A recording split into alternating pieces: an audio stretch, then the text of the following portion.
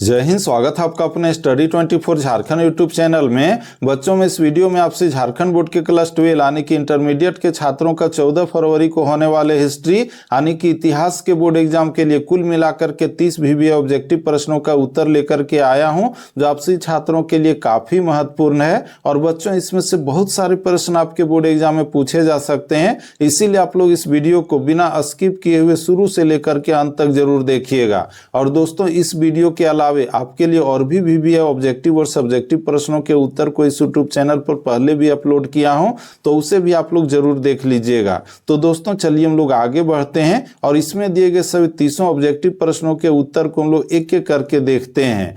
और बच्चों इसमें आपका पहला प्रश्न पूछा गया कि हड़प्पा किस नदी के किनारे अवस्थित है, सिंधु, सतलुज, रावी या सरस्वती। तो बच्चों इसका सही उत्तर होगा आपका option number C, Ravi. Harappa स्थल वर्तमान पाकिस्तान के पंजाब प्रांत में रावी नदी के किनारे स्थित है और इसी स्थान से इस सभ्यता का नाम हड़प्पा सभ्यता पड़ा है। इसका बच्चों आपका दूसरा प्रश्न है कि हड़प्पा सभ्यता में हमें हल के साक्ष्य कहां से प्राप्त हुए हैं, मोहनजोदड़ो, हड़प्पा, लोथल या कालीबंगा। तो बच्चों इसका सही उत्तर होगा option number D, Kalibangan. Rajasthan के कालीबंगा से खेत में हल के निशान मिले हैं और यह विश्व में प्राचीनतम कृषि साक्ष्यों में से एक है। इसका बच्चों आपका तीसरा प्रश्न है कि धौलावीरा का खोज किसने की, RD Banerjee, JP Joshi, RS Bisht या फिर MS वत्स ने। तो बच्चों इसका सही उत्तर होगा आपका option number B, JP Joshi ने। धौलावीरा की खोज 1967-68 में JP जोशी ने की थी और बाद में RS बिष्ट ने यहां विस्तृत उत्खनन कार्य किया था। इसका बच्चों आपका चौथा प्रश्न है कि दूसरी शताब्दी ईसा पूर्व से दूसरी शताब्दी ईस्वी के दौरान निम्नलिखित में से किस क्षेत्र में सातवाहन शासन करते थे। तो बच्चों इसका जो सही उत्तर होगा क्या होगा, यहाँ पर जो ऑप्शन नंबर बी हम लोग देख रहे हैं, पश्चिमी और दक्कन भारत। सातवाहन वंश का शासन मुख्यतः दक्कन यानी कि महाराष्ट्र, आंध्र प्रदेश तथा पश्चिमी भारत में था और उन्होंने शक शासकों से संघर्ष भी किया था। इसका बच्चों आपका अगला प्रश्न है कि अशोक के अभिलेखों में कितने प्रकार के प्रांतों का उल्लेख है। तो बच्चों इसका सही उत्तर होगा आपका ऑप्शन नंबर सी, 5 प्रकार के, जिसमें तक्षशिला, उज्जैन, तौसली और सुवर्णगिरी इत्यादि थे। इसका बच्चों आपका अगला प्रश्न है कि इंडिका की रचना किसने की, कौटिल्य, मेगास्थनीज, अलबिरूनी या फिर एत्सिन। तो बच्चों इसका सही उत्तर होगा ऑप्शन नंबर बी, मेगास्थनीज ने। मेगास्थनीज यूनानी राजदूत था जो चंद्रगुप्त मौर्य के दरबार में आया था और उसने भारत के बारे में इंडिका नामक पुस्तक लिखी। इसका बच्चों आपका जो अगला प्रश्न है वो यहाँ पर आपके लिए कुछ इंडिकेशन दिया गया है, यानी कि यहाँ पर कुछ तथ्य दिए गए हैं और आपको पहचानना है कि इसमें किसके बारे में ये तथ्य कहा गया है। जिसमें पहला चीज कहा गया कि वह गांधारी के पति थे, दूसरा में कि वह हस्तिनापुर के राजा बने। तो वो कौन थे, पांडु, धृतराष्ट्र, युधिष्ठिर या फिर दुर्योधन। तो बच्चों इसका सही उत्तर होगा आपका option number B, Dhritarashtra. Dhritarashtra Gandhari के पति थे और हस्तिनापुर के राजा बने और वे जन्म से नेत्रहीन थे, उनका आंख नहीं था। इसका बच्चों आपका अगला प्रश्न है कि महाभारत में कितने प्रकार के विवाह का उल्लेख है, 4, 6, 8 या 9। तो बच्चों इसका सही उत्तर होगा ऑप्शन नंबर सी, 8। महाभारत में 8 प्रकार के विवाह बताए गए हैं और वह कौन कौन है, ब्रह्मा, देव, आर्ष, प्रजापति, असुर, गंधर्व, राक्षस और पेशाचे। इसका बच्चों आपका 9वां प्रश्न है कि निम्नलिखित में से कौन सा कथन सही है। तो बच्चों यहाँ जो पहला कथन दिया गया कि बुद्ध का जन्म सांची में हुआ था, ये गलत है। बी में है बुद्ध ने लुम्बिनी में ज्ञान प्राप्त किया था, ये भी गलत है। सी में है कि बुद्ध ने अपना पहला उपदेश बोध गया में दिया, ये भी गलत कथन है। और डी में है कि बुद्ध ने कुशीनगर में महानिर्वाण प्राप्त किया, यही इसका सही उत्तर है। बच्चों हम आप लोगों को बता दें कि बुद्ध का जो जन्म है लुम्बिनी में हुआ था, ज्ञान बोध गया में प्राप्त हुआ और पहला उपदेश उसने सारनाथ में दिया और वहीं पर महापरिनिर्वाण कुशीनगर में प्राप्त हुआ, यानी कि मृत्यु वहां पर हुई थी। तो इस तरह से हम लोगों ने इस प्रश्न के उत्तर को बहुत ही अच्छे ढंग से देख लिया। इसके बाद बच्चों आपका अगला प्रश्न है कि स्तूप का संबंध है किससे? जैन, बौद्ध, हिंदू, सिख, किससे? तो बच्चों इसका सही उत्तर होगा आपका ऑप्शन नंबर बी, बौद्ध है। स्तूप बौद्ध धर्म से संबंधित स्मारक है जिसमें बुद्ध या फिर बौद्ध भिक्षुओं के अवशेष रखे जाते थे। इसके बाद बच्चों आपका अगला प्रश्न है कि महात्मा बुद्ध का जन्म कहाँ हुआ था? नालंदा में, पावापुरी में, बोध गया में, या फिर लुम्बिनी कपिलवस्तु में? तो बच्चों इसका सही उत्तर होगा आपका option number B, Lumbini Kapilavastu में। बुद्ध का जन्म 563 ईसा पूर्व में लुम्बिनी, जो वर्तमान में नेपाल में है, वहीं पर हुआ था। इसका बच्चों आपका 12वां प्रश्न है कि अल बिरूनी ने किताब उल हिंद की रचना किस भाषा में की? अरबी में, फारसी में, उर्दू में, संस्कृत में, किस भाषा में? तो बच्चों इसका सही उत्तर होगा आपका ऑप्शन नंबर ये, अरबी में। अल बिरूनी ने किताब उल हिंद अरबी भाषा में लिखी थी और इसमें उसने भारत के समाज, धर्म और विज्ञान का वर्णन किया है। इसके बाद बच्चों आपका अगला प्रश्न है कि किताब उल हिंद अथवा तहकीक ए हिंद में किसका यात्रा वृत्तांत लिखा है? तो इसका सही उत्तर होगा ऑप्शन नंबर ये, अल बिरूनी का। यह पुस्तक अल बिरूनी ने स्वयं लिखा था और जिसमें उसने भारत के बारे में अपने अध्ययन और अनुभवों का वर्णन किया है। इसके बाद बच्चों आपका 14वां प्रश्न है कि पाहन पूजे हरि मिले किसकी काव्य पंक्ति है? कबीर की, रहीम की, गुरु नानक या रैदास? तो बच्चों इसका सही उत्तर होगा आपका कबीर दास की। यह पंक्ति संत कबीर की है और इसमें वे मूर्ति पूजा का विरोध करते हुए सच्ची भक्ति का संदेश देते हैं क्योंकि वे निर्गुण भक्ति के संत थे।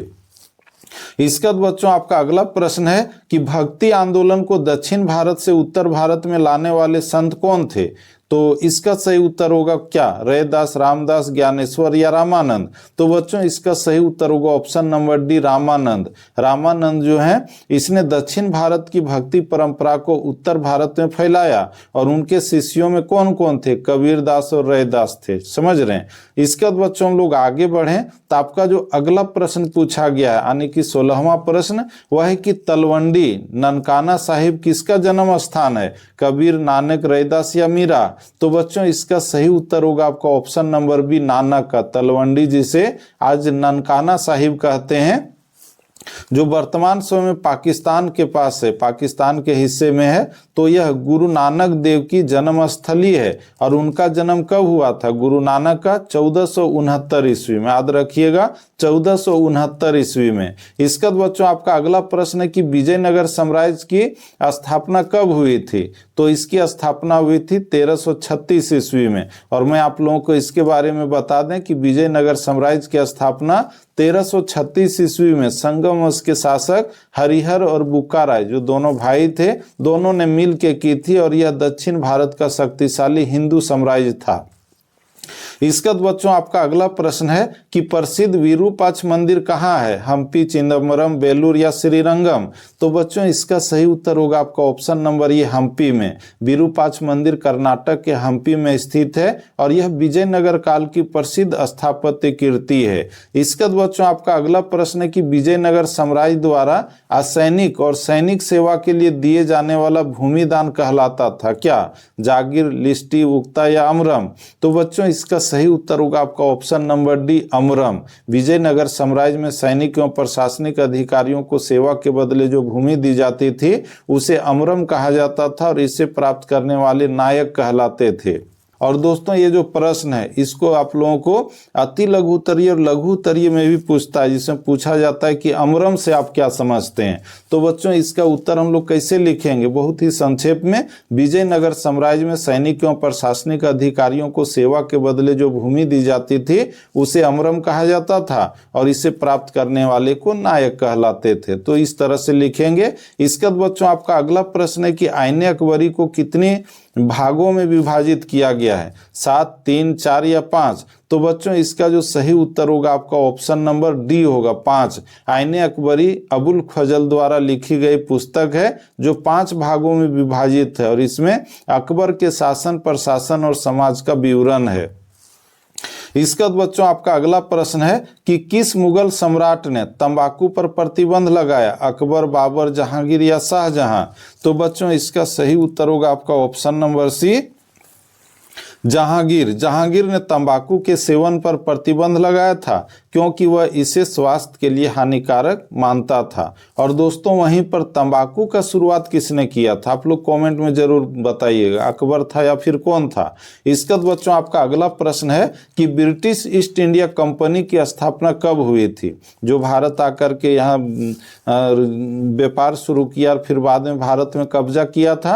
तो बच्चों इसका जो सही उत्तर होगा आपका ऑप्शन नंबर ये होगा 1600 ईस्वी में। ब्रिटिश ईस्ट इंडिया कंपनी की स्थापना 31 दिसंबर 1600 ईस्वी को इंग्लैंड की रानी एलिजाबेथ प्रथम के चार्टर द्वारा हुई थी और इसकी स्थापना करते समय कुल मिलाकर के 100 व्यापारी शामिल थे। इसका बच्चों आपका अगला प्रश्न है कि दामिन ये कोह को कहा गया जाता है, किसको, कोल क्षेत्र को, पहाड़िया क्षेत्र को, कोल्हान क्षेत्र या संथाल परगना क्षेत्र। तो बच्चों इसका सही उत्तर होगा आपका option number D, Santhal Pargana क्षेत्र। दामिन ये कोह का अर्थ है पहाड़ों का किनारा और यह क्षेत्र वर्तमान झारखंड के संथाल परगना में था जहां संथालों को बसाया गया था। इसका बच्चों आपका अगला प्रश्न है कि ईस्ट इंडिया कंपनी को बंगाल की दीवानी किसने प्रदान की, सिराजुद्दौला, शुजा-उद-दौला, शाह आलम द्वितीय या फिर मीर कासिम। तो बच्चों इसका सही उत्तर होगा ऑप्शन नंबर सी, शाह आलम द्वितीय ने 1765 ईस्वी में इलाहाबाद की संधि के बाद मुगल सम्राट शाह आलम द्वितीय ने ईस्ट इंडिया कंपनी को बंगाल, बिहार और उड़ीसा की दीवानी प्रदान की थी। इसका बच्चों आपका अगला प्रश्न है कि 1857 के विद्रोह के समय भारत का गवर्नर जनरल कौन था। तो बच्चों इसका जो सही उत्तर होगा आपका ऑप्शन नंबर सी होगा, यानी कि लॉर्ड कैनिन। 1857 के विद्रोह के समय लॉर्ड कैनिन गवर्नर जनरल थे और बाद में वो भारत के प्रथम वायसराय भी बने थे। इसका बच्चों आपका 26वां प्रश्न है कि अवध में 1857 की क्रांति का नेतृत्व किसने किया था, रानी लक्ष्मीबाई ने, बैजाबाई सिंधिया ने, बेगम हजरत महल ने या फिर बेगम जिन्नत महल ने। तो बच्चों इसका सही उत्तर होगा आपका ऑप्शन नंबर सी, बेगम हजरत महल ने। अवध में 1857 की क्रांति का नेतृत्व बेगम हजरत महल ने किया और उन्होंने अंग्रेजों के विरुद्ध संघर्ष किया। इसका बच्चों आपका अगला प्रश्न है कि काला कानून किसे कहा जाता है। तो आप लोगों को पता ही होगा रोलेट एक्ट को कहा जाता है, जो 1919 ईस्वी में लागू किया गया था, यानी कि ऑप्शन नंबर डी, जिसके अनुसार बिना मुकदमा किए हुए किसी भी व्यक्ति को गिरफ्तार किया जा सकता था 2 साल के लिए। तो इसी को काला कानून कहा जाता है। इसका बच्चों आपका अगला प्रश्न है कि महात्मा गांधी का जन्म हुआ था कब। ये बहुत ही आसान प्रश्न है, 2 अक्टूबर 1869 ईस्वी को गुजरात के पोरबंदर में। और दोस्तों महात्मा गांधी की जो मृत्यु हुई थी कब हुई थी, आप लोग कमेंट में जरूर बताइएगा। वो 30 जनवरी का दिन था, तो कब हुआ था, 1948 में या 47 में, आप लोग कमेंट में बताइएगा, ठीक है। इसका बच्चों आपका जो अगला प्रश्न है कि ऑपरेशन पोलो के द्वारा किसी देशी रियासत को भारतीय संघ का अंग बनाया गया। यहाँ जो प्रश्न पूछा गया है कि ऑपरेशन पोलो के द्वारा किस देशी रियासत को भारतीय संघ का अंग बनाया गया, ये बहुत ही वीवीआई प्रश्न है, जिसका उत्तर होगा आपका ऑप्शन नंबर सी, हैदराबाद को। 1948 में ऑपरेशन पोलो के माध्यम से हैदराबाद रियासत को भारतीय संघ में मिलाया गया था। इसका बच्चों आपका जो अंतिम प्रश्न है वह है कि भारत के संविधान का पिता किसे कहा जाता है, डॉक्टर राजेंद्र प्रसाद, डॉक्टर भीमराव अंबेडकर। आपका यही सही उत्तर है, आप लोग भी इसका उत्तर जानते होंगे, बहुत आसान प्रश्न था। और दोस्तों ये जो डॉक्टर भीमराव अंबेडकर हैं ये संविधान सभा के प्रारूप समिति के अध्यक्ष थे और इसीलिए उन्हें भारतीय संविधान सभा का पिता कहा जाता है। और दोस्तों वहीं पर जो भारतीय संविधान सभा था तो उसमें सदस्यों की संख्या कितनी थी, 299, समझ रहे हैं। तो बच्चों इस तरह से आज हम लोगों ने इस वीडियो में आप लोगों के लिए जो 14 फरवरी को हिस्ट्री का बोर्ड एग्जाम होगा तो उसके लिए 30 वीवीआई ऑब्जेक्टिव प्रश्नों के उत्तर को देख लिया है। और दोस्तों इसके बाद आपके लिए और भी वीवीआई ऑब्जेक्टिव और सब्जेक्टिव प्रश्नों के आंसर को इस यूट्यूब चैनल पर अपलोड करूंगा, आप लोग उसे भी जरूर देख लीजिएगा। साथ ही साथ आप लोग अगर चाहते हैं कि हम ठीक इसी तरह से आप लोगों को हमेशा के लिए हेल्प कर सकें तो आप लोग इस यूट्यूब चैनल को सब्सक्राइब करके इसके नोटिफिकेशन बेल को प्रेस करके जरूर रख लीजिएगा। तो बच्चों हम लोग फिर से मिलते हैं नेक्स्ट वीडियो में, तब तक के लिए जय हिंद, वंदे मातरम, थैंक यू।